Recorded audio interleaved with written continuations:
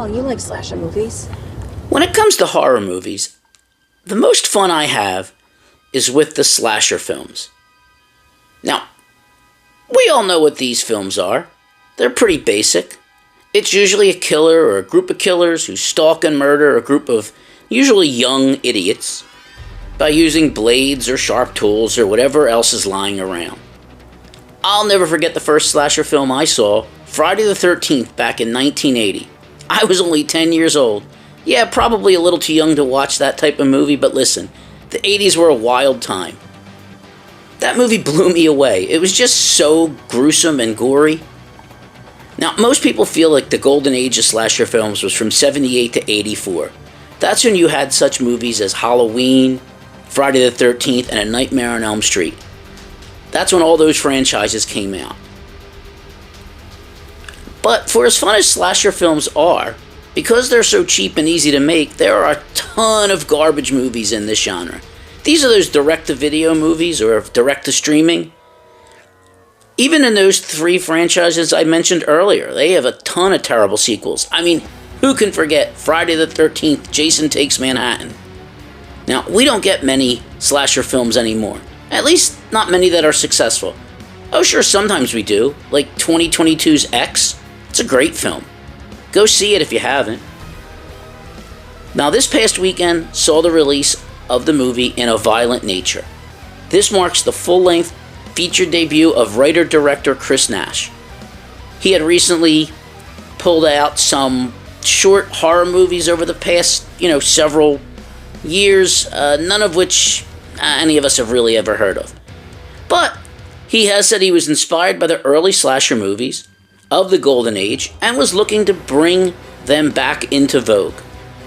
So what do we have here?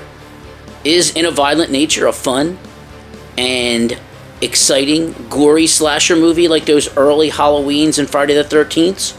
Or is it more like those direct-to-video or direct-to-streaming service movies that we've seen over the past 20, 30 years that are seen once and then forgotten?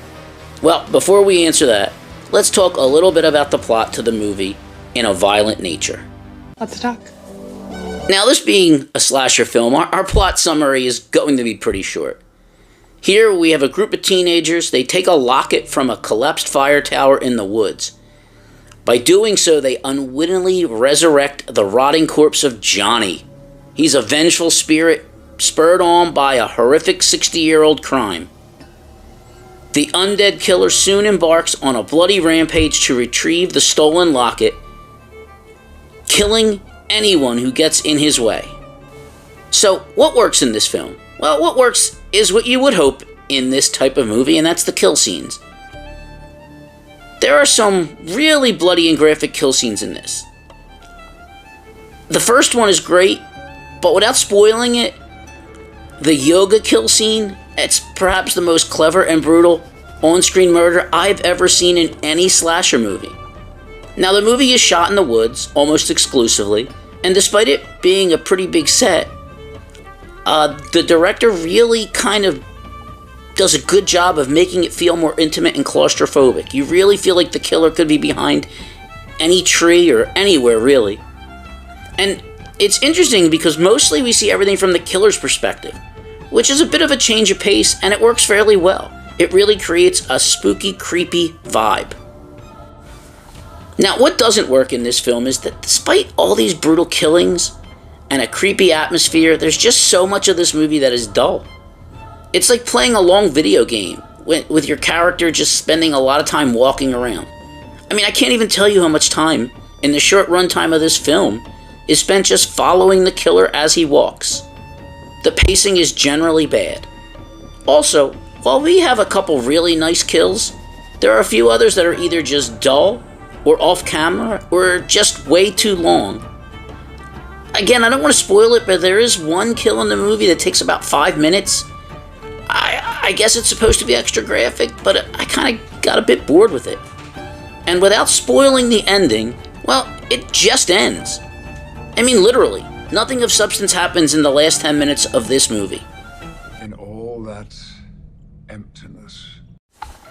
So this is one of those interesting movies where the critics seem to really like it, as it gets high critic scores on Rotten Tomatoes, but the fans seem divided on this movie. Its scores are pretty low, with a majority of them not really liking it and finding it boring. And I think that's my biggest problem with it. I get the sense that this movie was made for cinephile horror genre fans and critics as the target audience here, not your average slasher fan. And that's fine. No problem. There was a good movie here. It had a pretty interesting premise. It was beautifully shot. It had a couple of really nice kill scenes. But too much of the movie was just too slow and boring, and the ending is just empty. It's not the worst movie in the world. It's not as bad as some of those direct-to-video slasher films I mentioned earlier. But in no way does it measure up to some of the early golden age movies of this genre. I think Chris Nash, he might have something here. I wouldn't mind going back to this world. I just hope for more next time. A little bit more slasher movie and a little bit less walking around. I want more. So, In a Violent Nature is a worthy matinee film for any fan of slashers. Chris Nash makes a valiant attempt to reinvent the genre with Johnny as a new icon of terror.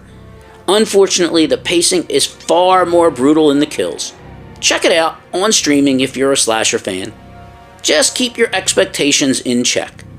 Yo, dude, just keep the expectations in check. Well, that's it for me this week. Tune in next week when I give you my thoughts and feelings on whatever I've seen. In the meantime, click that like button, subscribe, leave a comment or a question. Share this video with friends and enemies alike. And as always, thank you for giving me your valuable time, and I'll see you next week. Take care.